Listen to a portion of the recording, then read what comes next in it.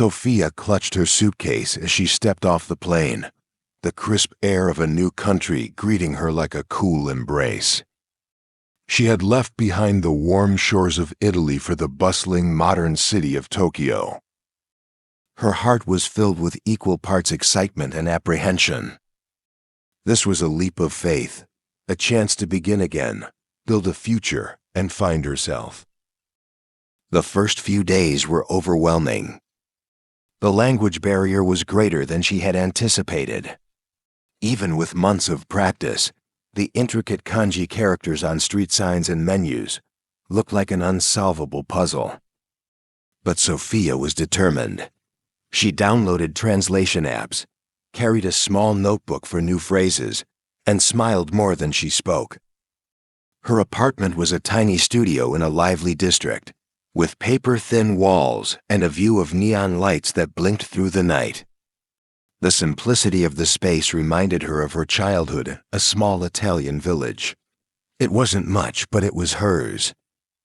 Sophia's first challenge was adapting to her new job as an assistant in a design firm. The pace was intense, and the work culture was unlike anything she had experienced.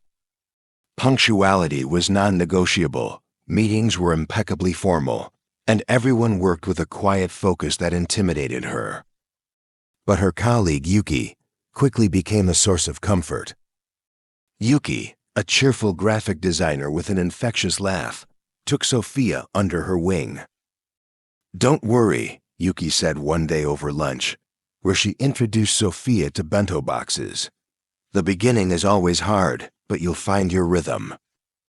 Outside of work, Sophia explored the city with childlike wonder. She got lost in the winding streets of Asakusa, marveled at the towering skyscrapers of Shinjuku, and spent quiet moments under the cherry blossoms in Ueno Park.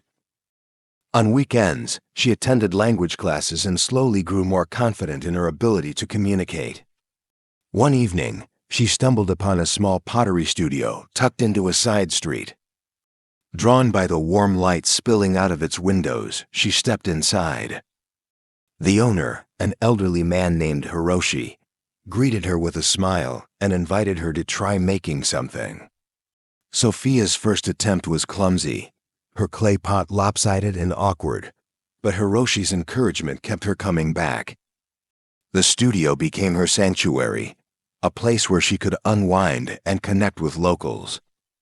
There, she met Aya, a college student passionate about art, and Tomohiro, a retiree who crafted delicate tea sets. They became her Tokyo family, sharing stories and laughter over cups of matcha after each session.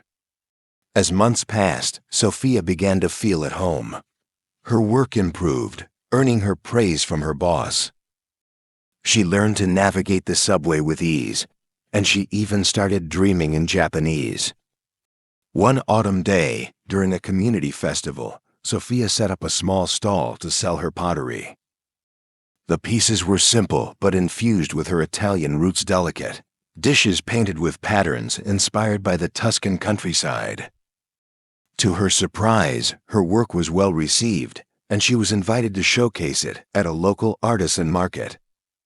The day of the market was a turning point. As she watched people admire her creations and chat with her about the stories behind them, she realized she had found her place in this vibrant city. Years later, Sophia would look back at those early days with a smile.